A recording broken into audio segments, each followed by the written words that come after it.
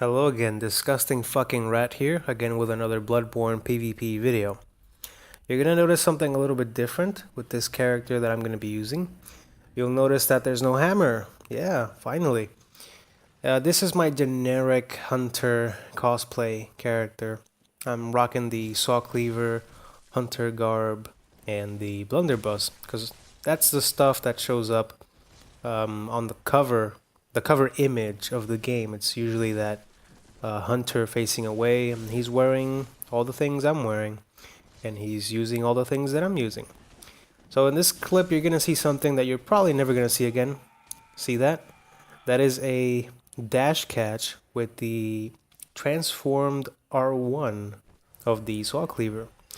Yes, no one really uses the transformed version of the cleavers, both of them, the saw spear and the saw cleaver, because the untransformed quick R1 mashing version is just, it just gives you a little bit more advantage just because of that attack speed.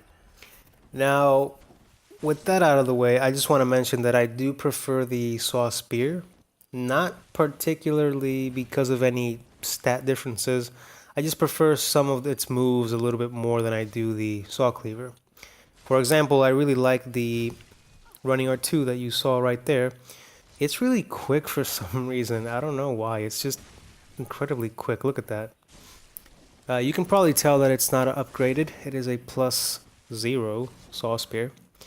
And I take that out because I just want to mess around with it a little. This was one of the first invasions that I did with this character, so I wanted to sort of just try out a couple things with the saw spear, see what I learned from it, because I never really use either of them. I don't really use the cleaver or the saw spear in PvP. I didn't use them in any other older character before, like I did with the boom hammer. But with the boom hammer, I just needed to get acquainted with it a little bit better to sort of remember what worked and what didn't work, which is what I covered in the previous video. But yeah, I'm just messing with this host, just trying out the transformed version, doing transformation attacks. Look at this high-level Bloodborne gameplay. Bloodborne EVO 2018 Tournament Grand Finals. You know, whenever you get locked in really silly situation like that, it's a great reminder that none of the games really, including all the Dark Souls games, none of these games are really, you shouldn't take them seriously. Like, some people really take it to a whole new level of try hard. You know, they'll go ahead and just make up a tier list of weapons that they think are good for duels, and it's like, dude, who gives a shit, really? Like, fuck off with that, man. You do this serious tier list and you do all these discussions online, and then when you find yourself fighting someone like I'm doing now, and maybe a random invasion, not that any duelists know anything about invading, but you know, you find yourself fighting someone and then you get locked in a fucking R1 mashing contest, you know, and it's like, well, this isn't really as serious of a game like you thought it was. For some reason, we were both using the transformed versions of our cleavers. I don't know. I really like the saw spear more than the cleaver because it looks better. That's really the main thing about it. I really like the way it looks. It looks like a big old switchblade. Or just, it looks more symmetrical. I don't know, it just looks better to me. Don't get me wrong, I really do enjoy the saw cleaver still. But if I had to pick, I would pick the saw spear just because it looks better. And some of its moves actually I prefer more than the moves of the saw cleaver. For example, the R2 on it, the transformed R2, is a huge poke. I really enjoy that one. Here we see again, final round of the grand finals, Bloodborne 2018 EVO fucking whatever I'm trying to do here. It's stupid, you know, it's really silly. You invade enough times and you're gonna get in really dumb looking, silly situations. You're gonna be surprised by the ending of this fight. I had it planned all along. I was luring him actually. as you'll see, my master plan came to fruition. Wow. Am I not a genius? Am I not the best Bloodborne player that you have ever seen? That edgy walk away is to establish my dominance of this game. That was actually a complete accident. I didn't mean to do that at all, but it was still cool. So, this character is basically a cosplay. If you ever want to do a cosplay, I recommend you start with this one because it's really easy to make. All the equipment you need is at the start of the game, so you don't need to wait until the end of the game for your cosplay to be complete. And it really gets you in the mood of, getting into that hunter character. It's really nice. So the cleaver, actually, I find that it's not that great when it comes to crowd control. Go figure. I think the cleaver is a great weapon, both of them, the saw spear and the saw cleaver. I call them both cleavers, because calling it a saw spear is kind of weird. Maybe I should call them saws? I don't know. You saw that the transformed R1 is good for dash catching? Dash catching. I like that term, dash catch. Dash catch? Horse radish. Horse radish dash catch. So they're good for dash catching. But you do want to stick to the untransformed version because it is the quicker attacking. And don't be fooled. Both of them, the saw cleaver and the saw spear, both have a disjointed hitbox. They have more range than the actual animation shows, and I can post a little clip of that maybe, so you can see what I mean. But I'll post that separately so you can see what I mean. If you move the camera sideways and you attack a wall, you're gonna see that an invisible force hits the wall. That's the extended range of the saw cleavers. That's why online, when you get hit by one, it'll look like they're so far away. No, that's just the actual range of them. Yeah, they have a weird invisible hitbox. So this guy's name is Build de Sangre, which is the equivalent of calling your character or naming your character Blood Tinge Build. And the host's name is actually Alejandra. Excuse me. Alejandra is a Spanish name, a female Spanish name. And I really do believe that this was a couple just co-oping through the game. That's what my mind was telling me when I read their character names. And I found it funny because even though I'm using a plus 10 saw cleaver with 322% gems, and I use it exclusively to get rid of co-opers, even when I slap her face with a big chunk of damage, she just backed off, healed, and she tried again. And I found it funny because it was the boyfriend here, or who I assume to be the boyfriend, because you can't change my mind on this. It was too funny to actually think that this is a couple playing through the game. And the reason it's funny is because you can see the guy that I assume is the boyfriend, even though it's a female character. But I assume that's the boyfriend because he's obviously probably, leading his girl around because he already has the leveled up character, he already beat the game. He's being all confused and shit, and he gets melted by the cleaver. Like, he was walking around, healing. He was running away to heal, as if the blood vial took as long as it did to heal you, like it does in a fucking Estus in Dark Souls 2 or something. I found it hilarious because the girlfriend was the one that was actually putting up a fight. You know what I mean? And it's like, wow, way to stand up for your girl there, guy. You fucking dude with a bloodletter and hemwick. And you're running away from a cleaver, you idiot. I don't know. That's my headcanon. My headcanon is that this was a couple and, I came in here and I proved that the girlfriend is the one with the balls and not the dude. So, I'm being edgy, doing some edgy walking. She sits down. I could have backstabbed her and just one-shot her, but I didn't want to do that. So I actually switched to the saw spear once again, the unupgraded saw spear, no gems, no nothing. You can't put gems because if you don't upgrade your weapon, you can't unlock those gem slots. At some point, I do upgrade the saw spear to at least plus 6, I believe, but I still don't put any gems in it. So I stick with just the raw flat damage upgrade that you get from simply upgrading it. I'm gonna have a little scuffle with this one. So I wanted to mention something real quick that I really do believe that the straight sword class in Dark Souls 3 specifically is completely and totally based on the utility and speed of the cleavers in Bloodborne. And the reason I say that is because remember I told you that the both of them, the saw spear and the saw cleaver, they have this extended hitbox. They have an invisible hitbox that hits further up than what the animation actually shows you. So the animation leads you to believe that when they're untransformed, you don't really get too much range. That is a lie, because the whole point of it was supposed to be that the untransformed is a short range, quick attack version, and then you transform it if you want heavier hitting, longer range attacks. That is actually bullshit, because you can get a very decent range out of a cleaver just by R1 mashing because of that invisible disjointed hitbox. And as soon as I'm done with this video, I'm going to try to post a clip of that so you can see exactly what it is that I mean by that. But basically what I mean is that they hit further than what the animation will lead you to believe.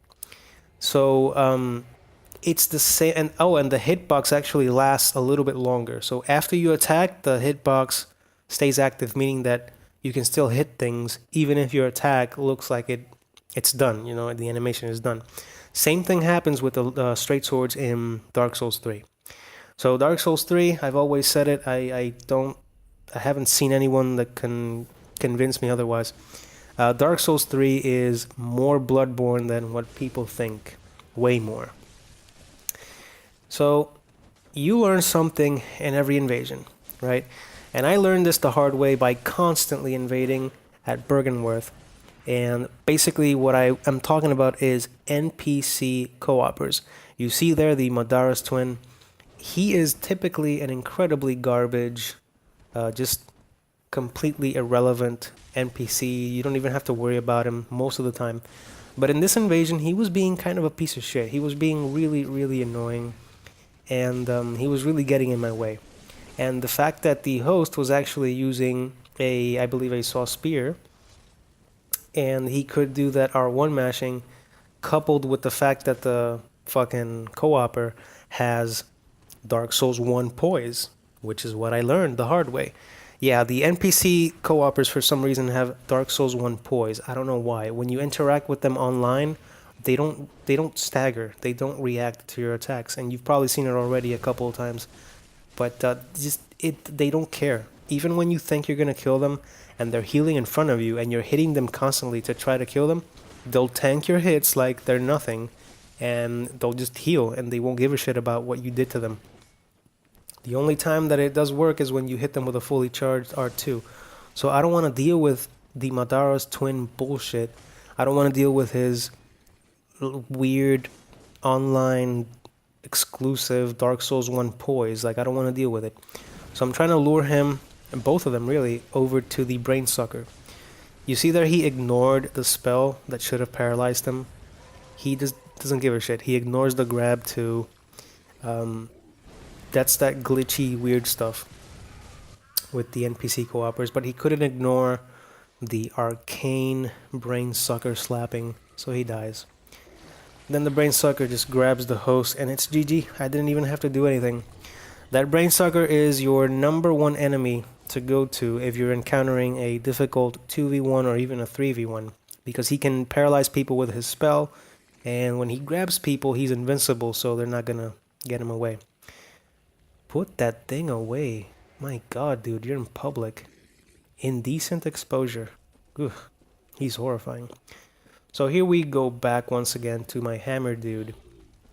And the reason I decided to include, a bunch of my generic hunter cosplay clips, and then I go back to this, my strength characters, because I feel like I need to mix it up a little bit. I don't want to have only a bunch of 20-minute videos with just one build. I know it can get boring to watch. It gets boring even a little bit for me when I'm just putting the video together. So yeah. My goodness, I'm just tanking those flames. I'm gonna be trying to put, for the next video, I'm gonna be trying to put a bunch of different clips from all my different characters. It's not for lack of content, okay? I have almost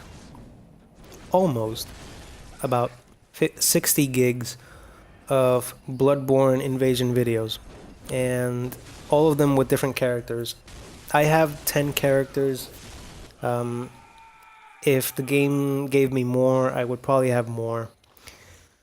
But I'm gonna try to just mix it up a little because I don't want to keep doing 20-minute videos of the same character. The reason I showcase the strength character so much is because it's the character that got me into even making these videos. And even if these videos are only watched by maybe 3 people consistently, I don't know.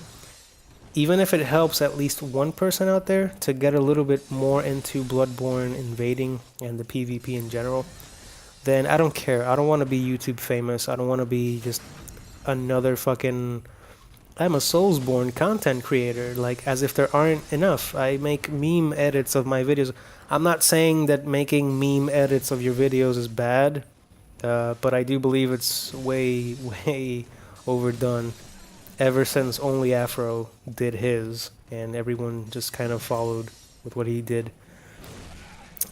Which is why I took the more, I guess you could call it conservative approach. I just do commentary, and I just talk over specific topics, or just talk about what you're actually seeing. And what you're actually seeing right now is a +8 gemless whirligig. And I am just trying to torture this guy with some dash catching. And the whirligigs Art 2 is really good if you unlock it. I highly recommend doing unlocked play with the whirligig, or any bigger weapon for that matter. Pretty much actually every weapon in this game benefits from unlocked play. But I sort of do a hybrid. I sort of do locked and unlocked. So I do a semi-unlocked play. You saw there the unlocked R2. It's great for catching people when they're side dashing, or if they dash toward you and you unlock and you can properly hit them, because if you keep it locked on, you're never gonna land those hits. But the thing with the whirligig is that the regular ass R1 is actually really good for catching people if they backdash and if they side dash. I never diagonally dash in this game because I feel that the distance is kind of weird. It doesn't really get you into a safe position. So I never do that. I stick to the 4-direction dashing. The same way you could only roll 4 directions in Dark Souls 1. So the exact same thing, I do it in this game. It's just out of habit because I feel that going forward, back, left, and right is just a little bit more effective than going diagonal. You saw there some more dash catching. That was some Dark Souls 3 shit right there. But it's more damaging in this game because you get hit out of your dash, you get extra damage out of that. I'll showcase that a little bit more with the church pick. The one-handed moveset is actually amazing for doing some dash catching.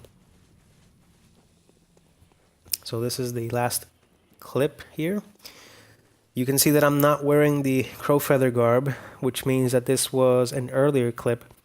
The crow feather garb is to signify that I fully upgraded my Kirk camera. I'm exclusively a hunter of hunters. Getting into character, really. It doesn't mean anything for PvP. I just like to get into character, which I highly recommend. A lot of people just don't have characters anymore. Everyone just has, like, stats. Everyone only cares about the stats. What about your character, man?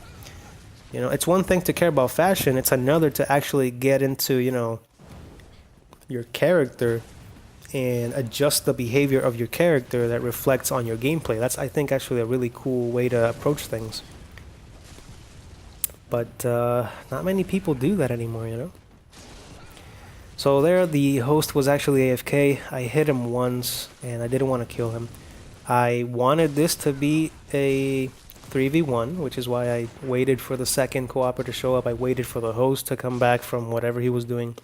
Probably taking a shit, I don't know.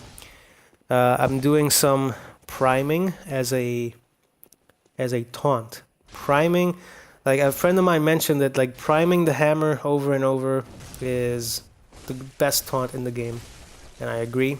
It's really threatening depending on who you fight with. So a thing to note is that you always want to kind of observe the behavior of your opponents, right? So these guys were R1 mashing, and I'm like, okay, I got you. So they like to R1 mash with their longswords because they're probably Dark Souls 3 players. Fuck Dark Souls 3. So they're probably thinking that it's going to keep working, but the thing is that, well, I mean, it doesn't go well for them, and you're going to see why. Because in this game, there's no guaranteed follow-up R1s, but if you R1 mash, you get killed along with your buddy like that. So you got to keep in mind that if they R1 mash, you can get a second hit on them and just nail them with all the extra damage. So then I take care of the host. So yeah, that was my hunter and some clips of the hammer bro. So join me next time when Yosefka will teach us how to heal accidentally self-inflicted wounds with our own saw cleavers. Happens more than you think, guys. Thanks for watching.